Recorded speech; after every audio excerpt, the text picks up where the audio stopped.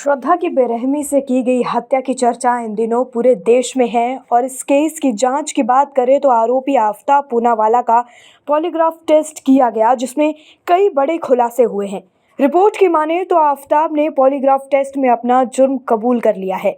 आफ्ताब हत्याकांड के सामने आने के एक दिन बाद से ही और आज तक बेबाक दिखाई दे रहा है आफ्ताब। इतना ही नहीं, रिपोर्ट की माने तो आफ्ताब पॉलीग्राफ टेस्ट के दौरान भी बेखौफ और बेफिक्र दिखाई दिया।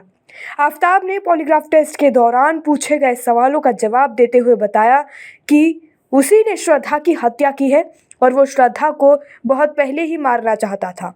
उसने इस बात को भी स्वीकार किया कि उसने श्रद्धा के शव के टुकड़े कर जंगल में फेंके थे। यही नहीं, आफ्ताब ने यह भी बताया कि उसका कई और लड़कियों के साथ भी संबंध था। अब एक्सपर्ट आफ्ताब के पॉलीग्राफी टेस्ट की फाइनल रिपोर्ट बना रहे हैं। रिपोर्ट जांच अधिकारी को सौंपी जाएगी। इस रिपोर्ट से पुलिस को जांच में सहयोग मिलने की उम्मीद है। आफ्ताब का 1 दिसंबर को नार्को टेस्ट होना है। नार्को टेस्ट से पहले आफ्ताब का प्री मेडिकल टेस्ट कंडक्ट किया जाएगा। ये pre medical test FSL lab में ही कराया जाएगा। उनकी आज रिपोर्ट आ जाएगी। आफ्ताब का नार्को टेस्ट अंबेडकर अस्पताल में होगा। आफ्ताब पर 18 मई को श्रद्धा की गला दबाकर हत्या करने का आरोप है।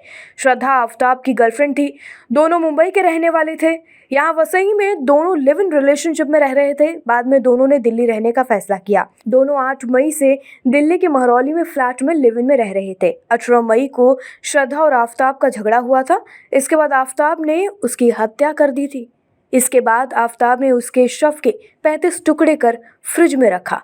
वह रोज रात में महरौली के जंगल में शव के एक टुकड़े को फेंकने जाता था।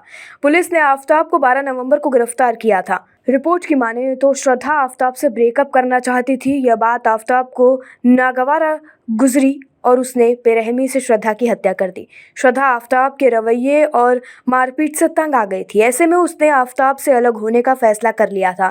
3-4 मई को श्रद्धा ने अलग होने का फैसला भी कर लिया था, लेकिन आफ्ताब को यह बात पसंद नहीं आई और उसने श्रद्धा की हत्या कर दी। हालांकि इससे पहले आफ्ताब ने पूछताछ में बताया था कि श्रद्धा उस पर शादी का दबाव डाल रही थी। ऐसे में उसने श्रद्धा की हत्या कर दी।